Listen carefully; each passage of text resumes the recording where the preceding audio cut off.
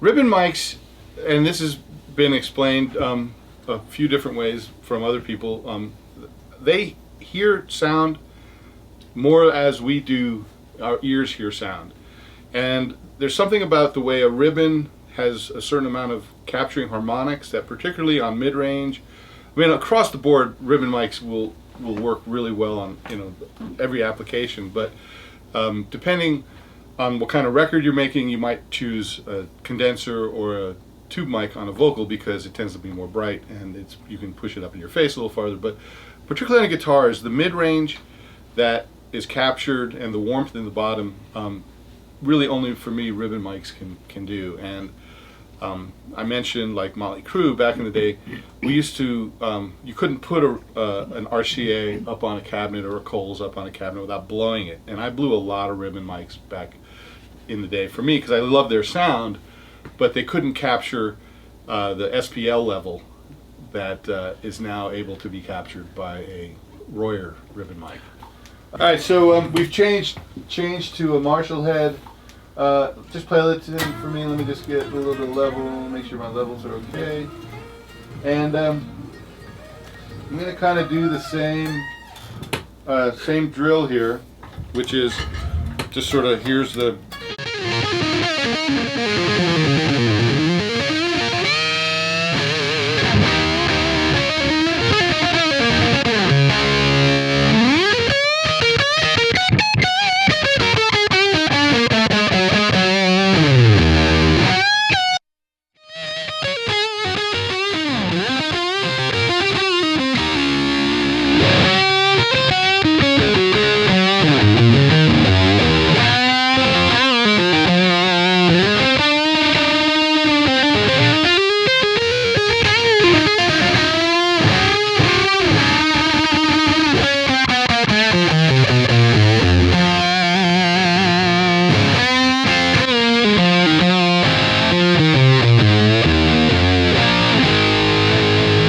immediately on this sound, which is actually, I feel like it's got even a little bit more bottom than the other.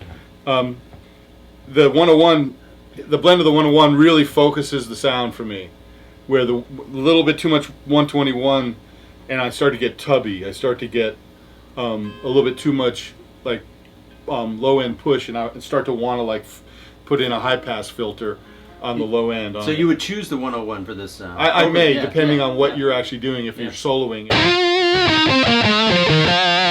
it's really focused. And then it's got a little more down here. It makes me want to reach over somewhere on the console and maybe put in a high pass filter.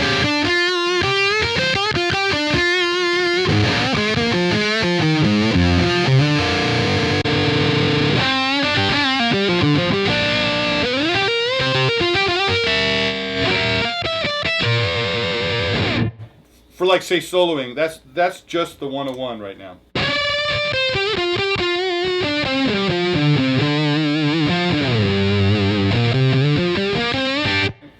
And now here just the 121. The 101 wins for this. With this amp and this amp sound. There's a little, the 121 has just a little bit of added low end, like and Ross it's more was saying. spread out in a way that To have your reality check, here's the 57.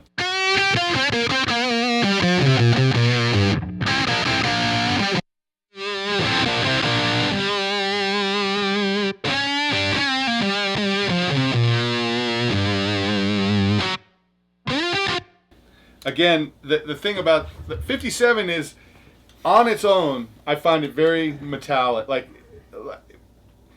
again, you don't have any other music wrapped around it, and plenty of records have been made for years with just that one microphone. Yeah.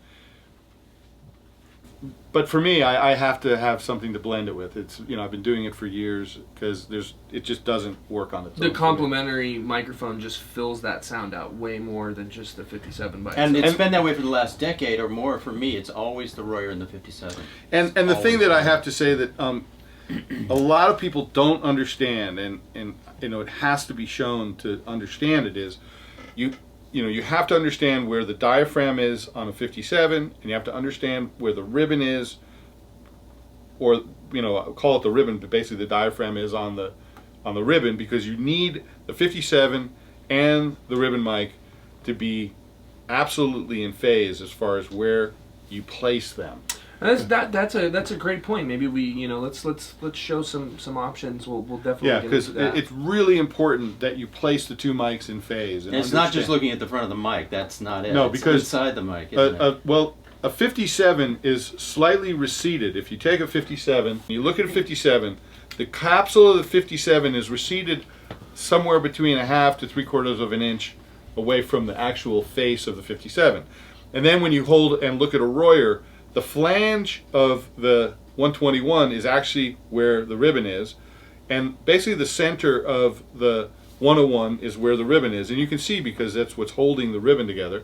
And you have to place, like, okay, well, like, you know, here's this mic and here's that mic, and you have to be able to look down and know that they are absolutely coincident. Make sure they're right with each other, Yes. so you don't get into phase issues. Yeah, and that way you can actually start blending them together and not have comb filtering when you're adding, you know, the two microphones. So a lot of people that don't place them correctly, they don't work right. They don't do what I'm...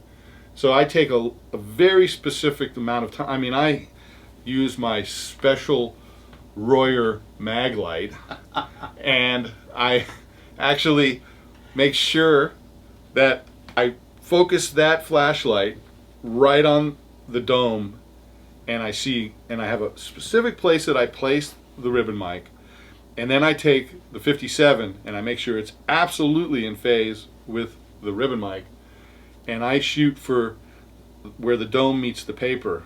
But I have to explain it because, you know, it won't do what we're doing here. The mic placement is just as important as microphone choice, you know, or even your blend. If you don't have the right placement, you're not going to be able to get a great sound. Totally crucial. Yeah. Great points.